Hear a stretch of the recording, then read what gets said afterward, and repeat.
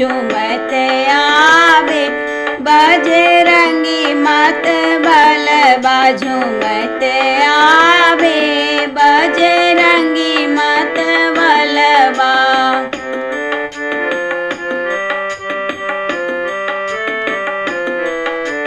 पवन सुत के पुत्र छथिन अंजनी ललनमा। पवन सुत के पुत्र छथिन अंजनी ललनमा। से सिया जी के दोनों आँख के पुतली। से सिया जी के दोनों आँख के पुतलिया झूमत आवे।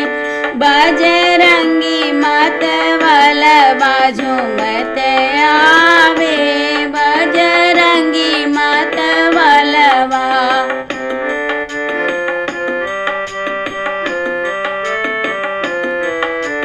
कहाँ हुनकर गदा शोभे कहाँ में पर्वतवा।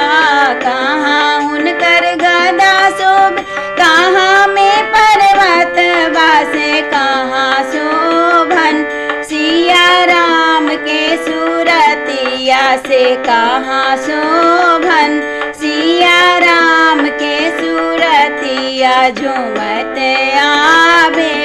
बजरंगी मत बलवा झूमत आवे। बजरंगी मत बलवा।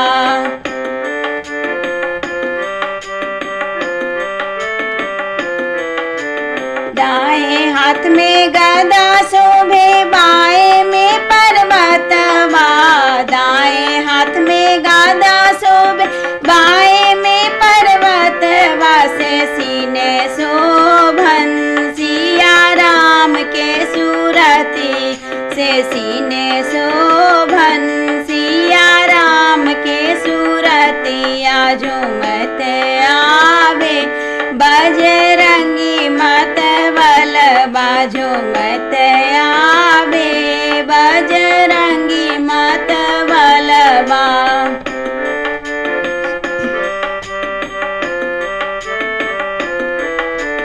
कहाँ हुनकर कुंडल शोभे कहाँ में मुकुटवा। कहाँ हुनकर कुंडल शोभे कहाँ में मुकुटवा। से कहाँ शोभन हुनकर तुलसी के मालवा। से कहाँ शोभन हुनकर तुलसी के मालवा झूमत आवे। बजरंगी मत बलवा झूमत आवे। बजरंगी मत बलवा।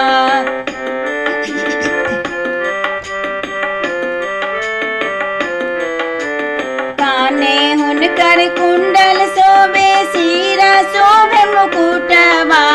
काने हुनका कुंडल शोभे सिर शोभे मुकुटवा। से गले शोभन हुनका तुलसी के मालवा। से गले शोभन हुनका तुलसी के मालवा झूमत आवे। बजरंगी मत बलवा झूमत